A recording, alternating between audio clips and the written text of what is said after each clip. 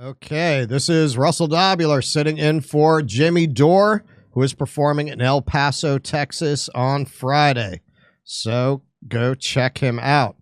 All right, so Columbia University has been having quite a time trying to balance its desire to maintain its Zionist donor base and not violate the civil rights of its students in a blatantly open way. So how will they navigate that?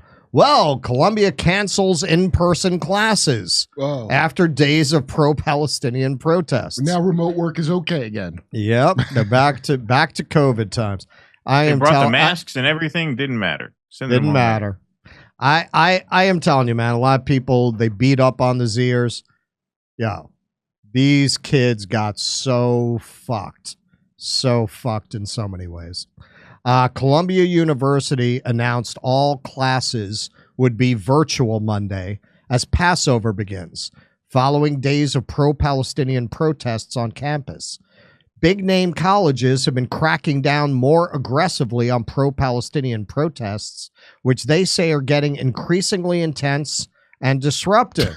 I thought we were anti-colonization. Wow. I thought we were anti-colonization. Is that how we're like anti-slavery? Because there's lots of actual slavery happening now. Not in 1860. Now. Are we doing anything about that?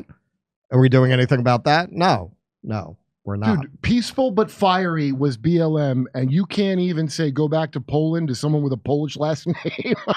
That's a bomb. That's the equivalent of starving people to death in Gaza. Well, especially, I was talking about that. With my experience, I heard somebody say that at a protest I was at.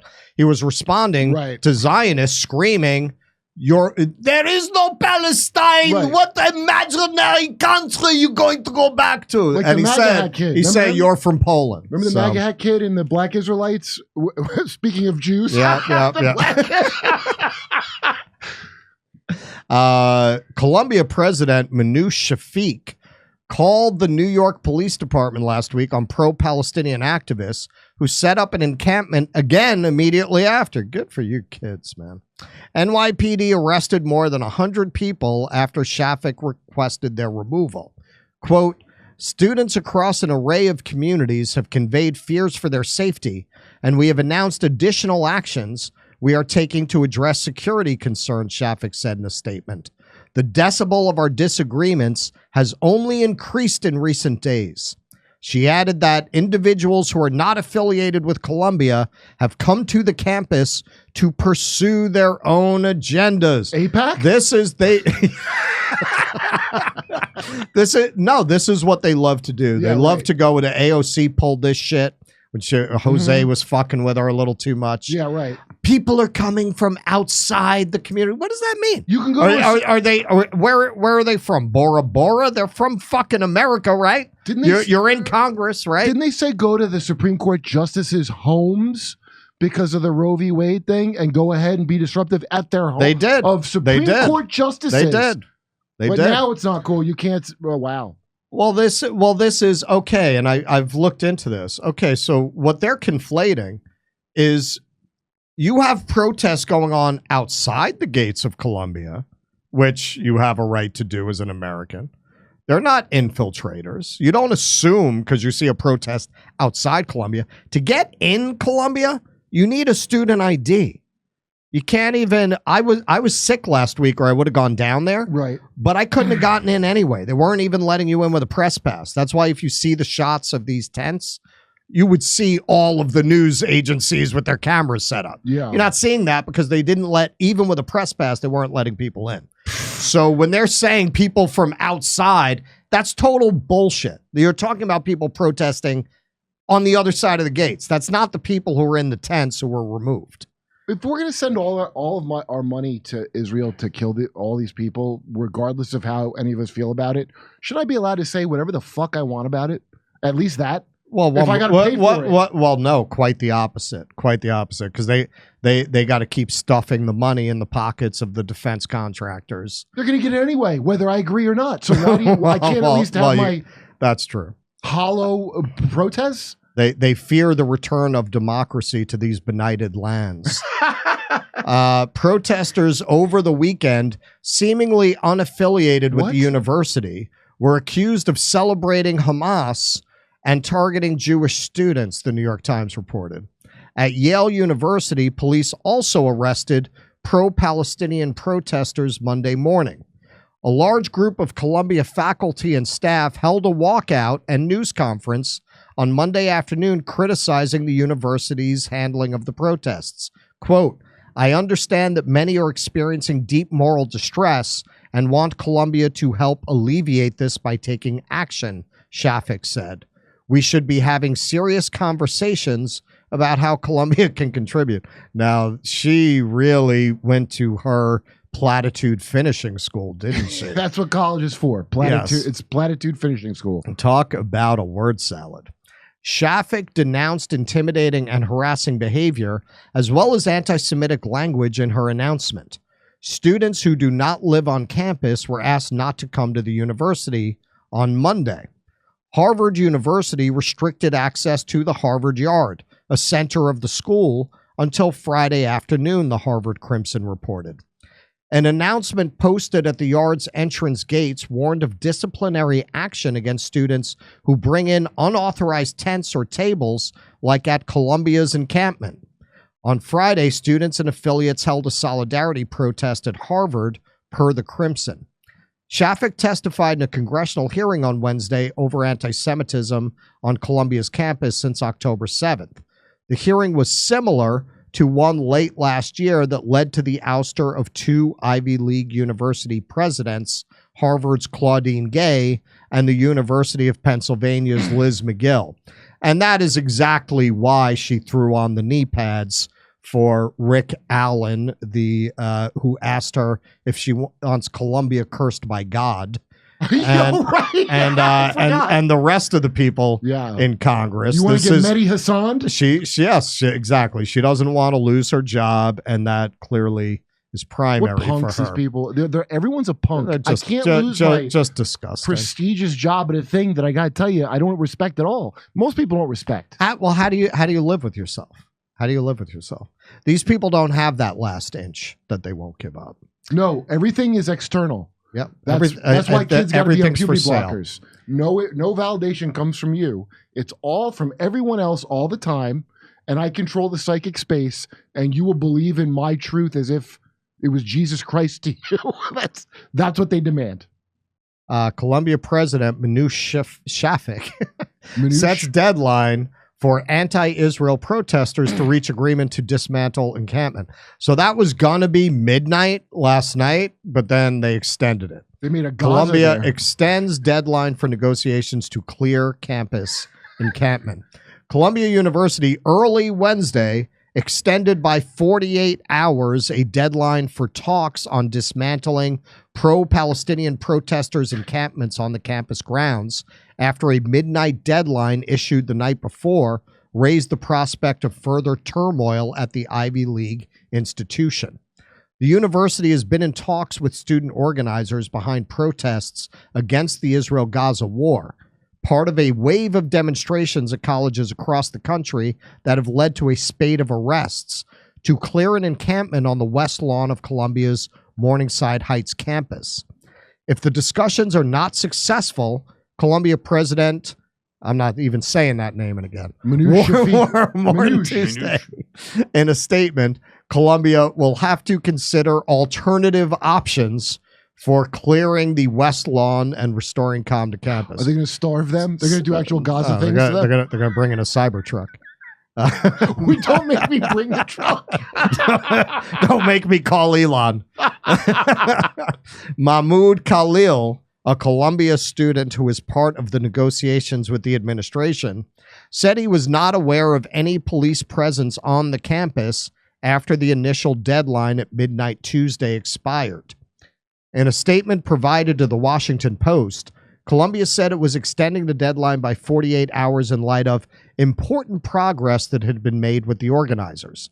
The student protests agreed to dismantle and remove a significant number of tents, committed to ensuring that only Columbia students will participate in the demonstrations, Shit. Cornell just lost the one place in America he can make a speech and have a captive audience, and have taken steps to ensure no discriminatory or harassing language is used at the encampment, according to the statement. Shortly after midnight, Columbia student negotiators had released a statement alleging that the university administration had threatened to call the National Guard and the New York police if its demands were not met. New York Governor Kathy Hochul said earlier Tuesday that she had no plans to call in the National Guard in response to the campus protesters, according to local media. Her office did not immediately respond to queries about whether Columbia had made such a request. More than 100 people protesting the war in Gaza were arrested and charged with trespassing at Columbia last week after Shafik summoned police to the campus in what she described as an extraordinary step to keep the campus safe. The move to shut up. Well, and they're charging kids who go to the school with trespassing. They're not trespassing. They're students at the school. They have a right to be there. Danny Shaw's in a tent right now with him. I've been texting with him, yeah. The move to call the police and suspend protesting students was criticized by student leaders and human rights groups. Pro-Palestinian protests at colleges have demanded that their universities divest from corporations doing business with Israel or profiting off the war in Gaza. At Columbia, protesters have also asked the university to end a dual degree program with Tel Aviv University. The arrests and suspensions at Columbia spurred similar protests at institutions such as New York University, Yale, and the University of California at Berkeley. University administrators have also faced intense scrutiny from Congress. The Republican-led House Committee on Education and the Workforce has grilled Shafik and the leaders of other universities over actions taken to combat anti-Semitism on campus. House Speaker Mike Johnson will visit the Columbia campus on Wednesday, his office announced. That'll help. Okay, so what I want to know, do they mean today? Yeah, he was there today. I saw some stuff about that. I haven't taken a thorough look because I've been doing shows since 2:00. But yeah, he was there today. Read the People magazine, the profile of him. That's what I was going to think about, his covenant marriage, which is like you're not allowed to get divorced for the first 3 years. Do you wear magic underwear like the Mormons? Dude, it's that's less crazy than what I'm reading in this covenant marriage thing. But it's in People, so it's not a thing like this guy's crazy. It's a thing selling him to you. Does she have to like render pork fat and that kind of thing? They're not allowed to divorce for the first 3 years of marriage. It's called covenant. A marriage is a covenant, I thought. Yeah. They're not allowed to divorce, and I'm guessing that's a breeding thing because most couples don't divorce till after 5 years. Right. Yeah. So it don't make any sense. So I don't know what creepy thing he was programmed in Louisiana. It's bizarre that he would be sent to Columbia to this protest. Like, what would be the purpose of that? Well, he, as we have dubbed him, he is the glory hole of the house. Yeah. So whatever use they want to put him to, you know, he's going to open wide. I think it ain't just a metaphor. I think you hit on something more than you know. Yeah. He's probably setting up under the beer pong table. You know, maybe they got a party. Maybe that's why he's there. Go eat out Minucha's pussy, Mike. See if you can calm the fuck down. But I'm in a covenant marriage. Mike, I don't give a shit what you're in. None of that shit's real. We are now go there and eat that fucking pussy. Hey, Harry Potter, get to munching. Oh, boy, are we putting the editor to work today. Leave in that gold. Fuck Mike Johnson. So at first they said they were gonna go remote for the rest of the week during Passover, but then they subsequently announced classes will be virtual for the rest of the year. Now I am assuming they mean the school year ending in May, not the year ending in December. This comes after Robert Kraft, owner of the Patriots, pulled funding from the university. Oh, this is an effective protest, actually. Well, it is because it's it's spreading now to other universities. The Ivy League is where the deep state, all the people go to. That's where they go to. You know. Well, this is. I mean, it's you talk about the trans thing rhymes with the Satanic Panic. Yeah. This definitely rhymes with the Vietnam era. Right down to the protests being aimed at getting the universities to divest of their involvement in the military-industrial complex. I mean, good luck with that. And the war in Vietnam. It's exactly the same demand. And what about when George W. Bush had those recovered memories of his satanic skull and bones ritual he had to do? Patriots owner Robert Kraft says he's not comfortable donating to Colombia amid protests. I'm not comfortable looking at his fucking face, I got to be honest with you. Look at that. It looks like... What is that? Patriots owner Bob Kraft stoking reaction by making a public show of polling of his support from Colombia, a reminder that he tried to sell a Super Bowl audience that his AIPAC politics were aligned with the goals of the civil rights movement. Oh my God. How ironic to own the Patriots and be in the pocket of AIPAC. Well, that was very much like the other glory hole of the house, Richie Torres there, who fucking who went on MLK Day to a Jewish synagogue on the Upper East Side to compare the struggle of MLK to the founding of Israel. Oh, Richie Torres, I remember when I first saw him on Bill Maher, and I couldn't believe it. I was looking at his name stuck in my head because he's a minor whatever. Yeah. He was such a phony piece of shit. All I ever think of is that guy, Madison Cawthorn, the one that was in the wheelchair, that said a respected conservative asked him to come to a party, to some sex party. I remember on Breaking Points, Saga was like, oh, come on. And I was like, why don't you believe him? Because he's in a wheelchair? I'll bet that makes it real hot for them. I mean, sure. That's Madison Cawthorn. He blew it. Richie Torres is getting that work, and Mike Johnson, he's been getting that work. He goes to all the parties. He's got a covenant with his mouth to some balls. Anything, Keaton? Well, yeah. I mean, I'm sure they teach at these schools the history of protest movements, the history of civil disobedience, nonviolent resistance, and the virtue of all of those things. Right. I mean, in the college courses I took, with the few college courses I took, we learned about that stuff as if it was a good thing, right? Right. And now they're forced to admit, when push comes to shove, listen, kids, I got news for you. We are still the villains of the story. And we have to play that role because otherwise we don't get to live here in America with all this cool shit and this money. And so you gotta take it easy, right? We teach you the history of a struggle for justice in order to bear witness to it, in order to rid you with guilt about ascending through the system. You're supposed to carry that guilt with you, and that guilt is what you invoke whenever you feel like you're not doing enough. No, you did enough. You went to school and you learned what an evil empire you live in. Now, straighten your tie and go to work and come home and shut the fuck up about any actual social justice you want to see in the world. That's what they're telling the kids. That's what Scott Galloway said on Morning Joe. Hey, what's with all the fuss about the killing people? We killed the Japanese, we killed the Iraqis, we killed the Afghanis. Come on, this is what we do. You're really going to make a thing out of it now? We teach you about it so you learn about it. So you carry it with you at all times. That's the burden you bear. Now bear it and shut up and do as you're told. That's what they're actually telling you at college. That's the point of college. That's the point of an Ivy League education. That's right. Especially, they teach it to you especially strong there because you are going to be especially culpable in the crimes of your empire because you are the leaders of tomorrow. That's what you are. And so that's the message they're sending loud and clear. And the question is, will the kids fold? Will the kids be a Mike Johnson in the end?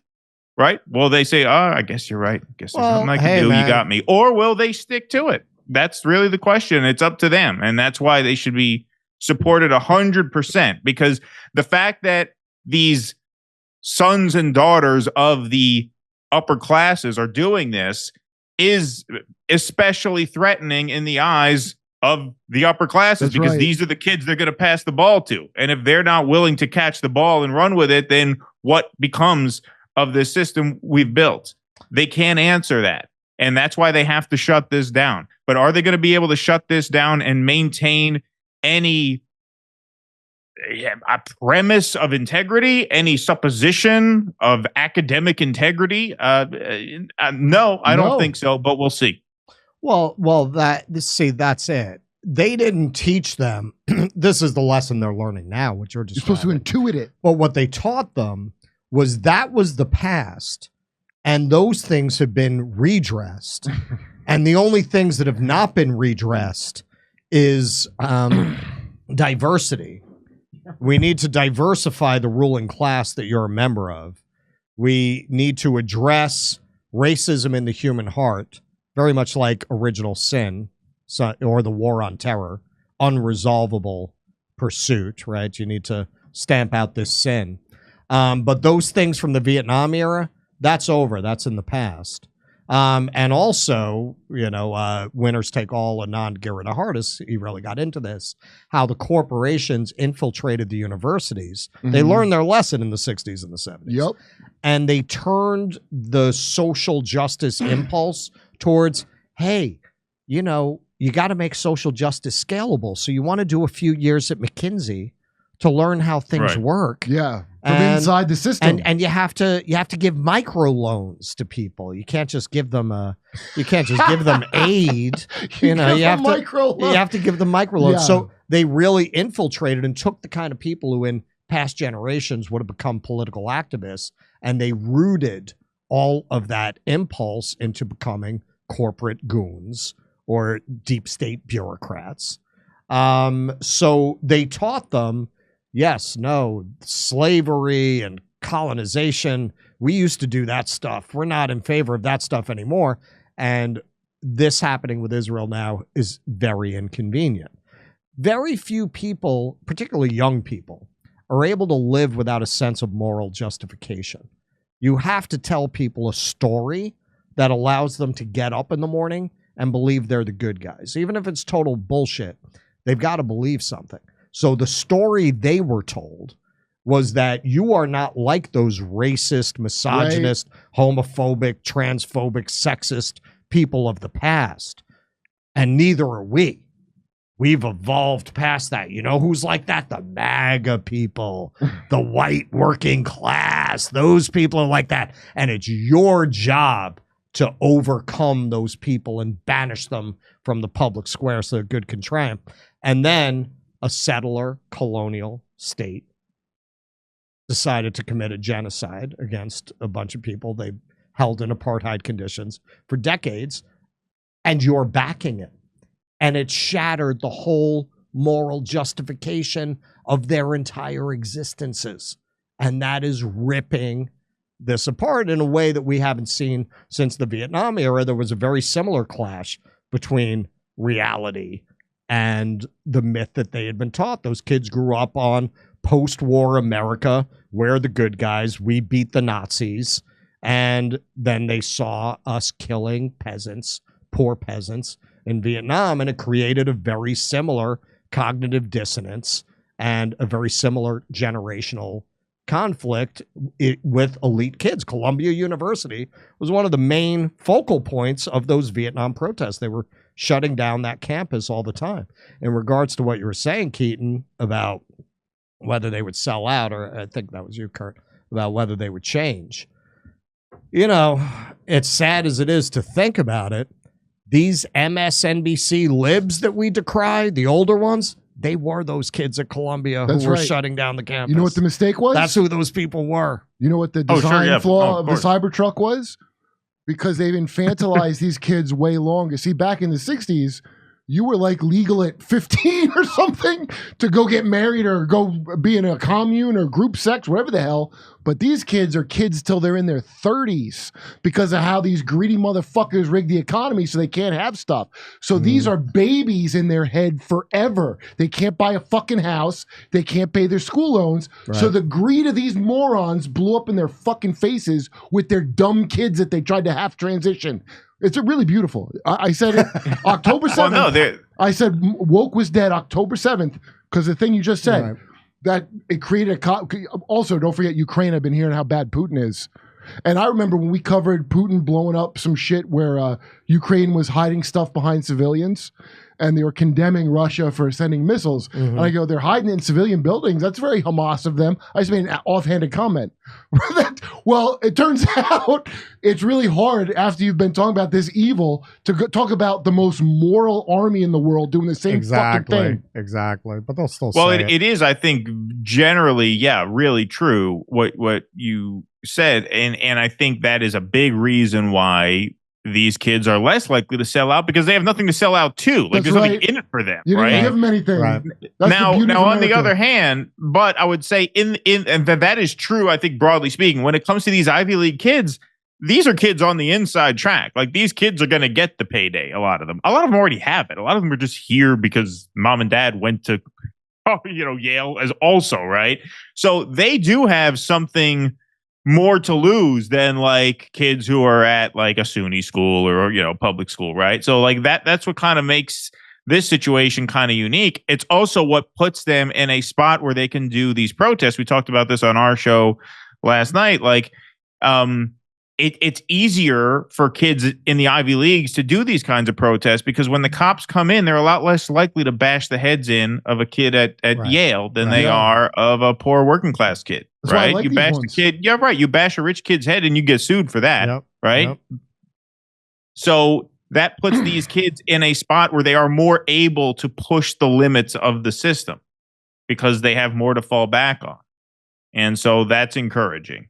Hey, come see us do a live show in El Paso, Texas, San Antonio, Denver, Colorado, Los Angeles, California, May 19th at the Zephyr Theater. That's a panel show with video.